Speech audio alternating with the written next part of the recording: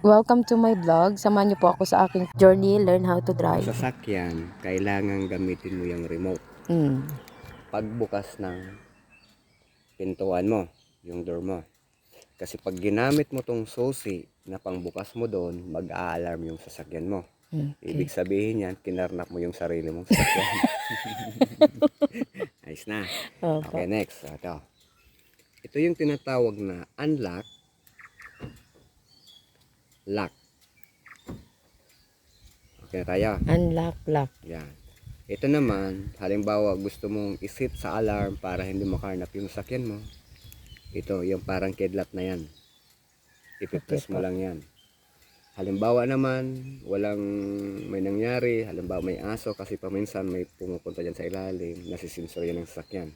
Pag nag-alarm, pwede mo siyang i-off dito. Okay po. Okay na?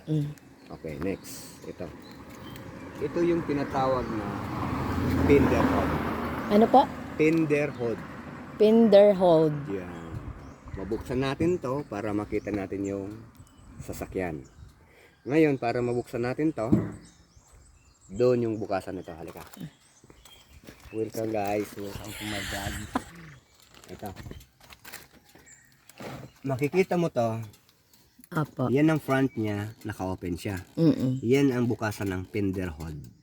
Okay po. Hatakin mo lang yan. O, ikaw na yung gumawa. Para marunong ka. Hatakin mo. Yun. Bitawan mo na. Halika. Okay. Sa mamaya, ito yung mag-upload. Next naman,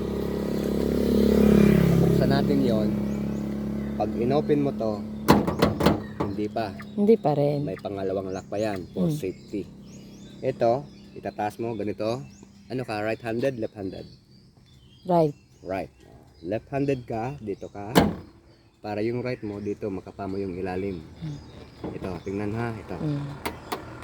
Ayan, okay po. Pag hindi mo yung kinuha, hindi mo ito ma-open.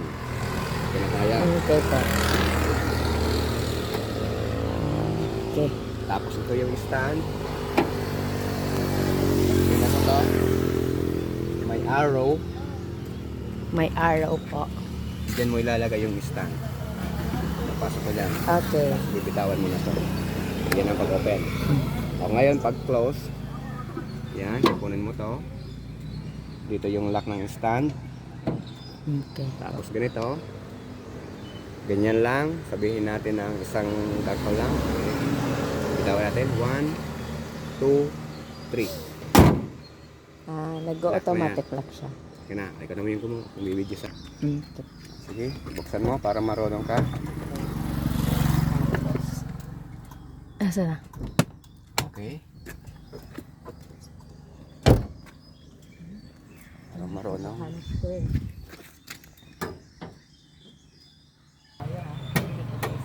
Di ba, malambot lang yan.